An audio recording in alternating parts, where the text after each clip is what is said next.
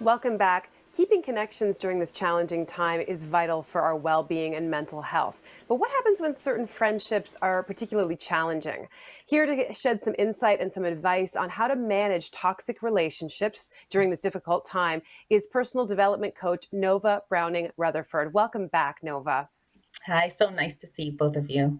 It's good to see you, Nova. And I want to ask you this because this lockdown has really been an opportunity for people to take a big pause and maybe evaluate who they need and want in their lives, but also who they may not want in their lives. Can you tell us what the signs are of a toxic relationship or a toxic person? Yeah, this has caused people to sit with themselves in a very intentional way. And so that toxicity, well, first off, any form of abuse, regardless of the frequency, physical, emotional, sexual, verbal, financial, that is toxic. So let me start there. And I know I've lived a toxic tale or two or three myself. And a huge takeaway from that healing was really understanding what the power dynamics are between people. There's one who needs personal power and one who needs power over. So the personal power that comes from within, that's your own connection to your feelings, and it increases with cooperation and mutuality and working together, really engaging in life. But without an awareness of and taking responsibility for, we can't protect or project that personal power. Now, power over is stolen power. That's when a person fears that if they don't have power over someone or something, they don't have power at all. And this is where the person makes us feel small so that they can feel bigger or dominant, controlling. They're discounting ideas, dismissing feelings, and it causes the other party to compromise and bend until they break just to keep the peace. So tell us, Nova, about why you think that it's important to evaluate the people around you. And if someone is particularly negative or toxic, to perhaps think about removing them from your life entirely. Yeah, the signs of a toxic relationship, they're obvious in person, but they can be felt when you're apart. It's like you're infected. That frustration and anger that they spew onto us, it can be taken out on other people who don't deserve it. And those fear-based thoughts and worrying of the consequences, suppressed emotions or dreams deferred, these can and they will take a physical and mental toll on you. It's going to look like not sleeping, not wanting to go home, or isolating from support networks, self-medicating. Normalizing this kind of thinking, the shrinking of ourselves, it evaporates our identity, our core values, erodes our vitality. It changes us without even knowing it because we live in it. There are times that we know we should do something and must do something, but that doesn't mean that it's easy to do, especially when people, have been in our lives for a really long time. So tell us about doing that. How do you do it? Yeah, I would say if it was easy, everyone would do it. I really understand how hard it is to break away from a toxic relationship after so much time. I've been separated from my husband for 3 years after 10 years of marriage, and it took a lot of soul searching to put one foot in front of the other. So I will tell you to start asking yourself this challenge question. What are the consequences of doing nothing? What will this cost me emotionally, professionally, my reputation, if things stay the same, knowing that I hate it? And am I willing to pay that cost?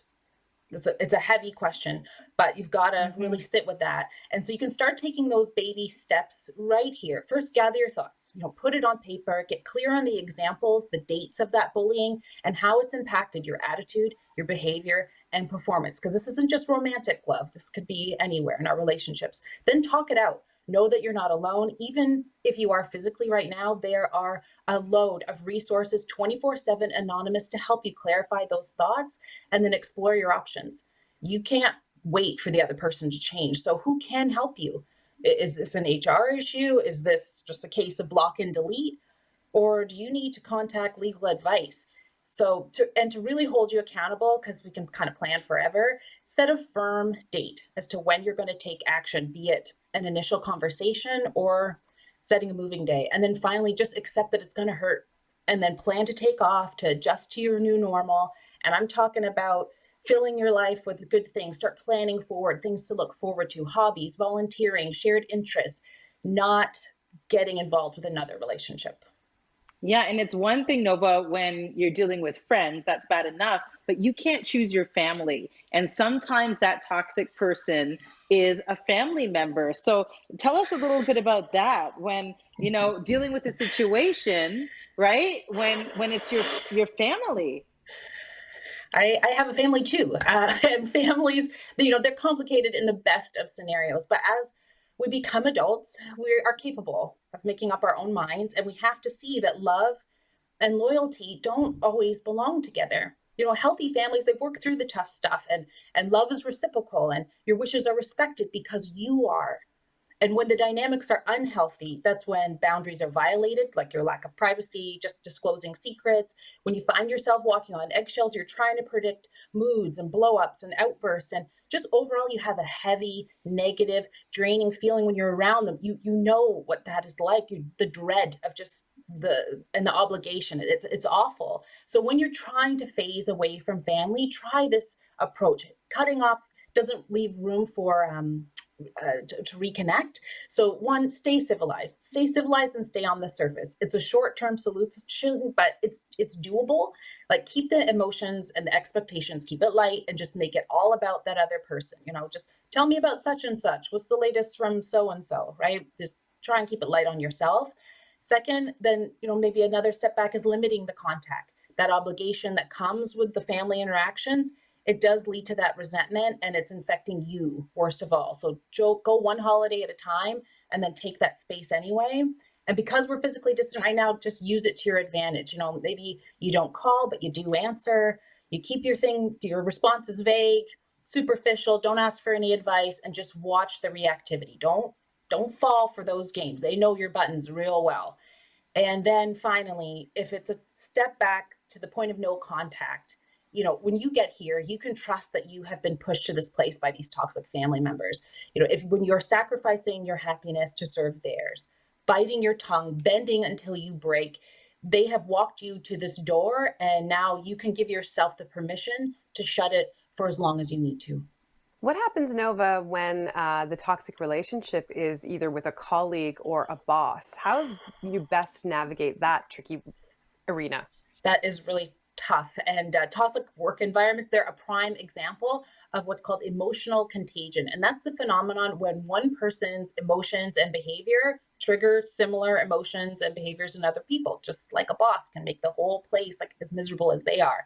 And 47% of working Canadians, they agree that their work is the most stressful part of their day. And 16% say that the workplace, it's a frequent or ongoing source of feelings of depression, anxiety, or other mental illness. It's very serious. So if you are in that situation, again, try a few phases here. One, don't take it personally. When you're putting the effort into your work, you'll see that manager's toxicity, it's their problem. It's not yours. Second, the examples continue. Okay, document. You rely on written communication to confirm the expectations from all of your duties. And then you get really clear on all the things you do over and above your job description. It can be empowering to see how capable you are on paper, even if someone's not telling you. And then adjust the attitude. Be friendly, but you don't have to be friends. Keep the relationship strictly professional, interacting only when necessary, and just manage those expectations when they come up. And if you can't do your job, please preserve your health. And it may be time to look for a new opportunity. You deserve better than this. Please know that it's out there. So, I want to talk a little bit more about that, because if people are recognizing themselves and all of the things that you've been saying, Nova, what can they do to make change? Instead of looking out at the behavior of others, use this time to get better at looking in. And that takes us back to where we began, as personal power. I know what I need. I can give it to myself, and I can seek and spot those who can contribute to my life, not just share in it. And that is the foundation from which healthy connections can grow from. And being firm and practice and aware at this core, it doesn't mean that the snakes and foxes aren't going to come and try and test you, but we can speed up the reaction time when it comes to removing those energy suckers from our lives. And eventually we can become immune to those tempting toxins for good. Thanks so much for this, Nova. This has been great. For everybody watching, if you want a refresher on this, we'll have a recap on our website. We're back after this.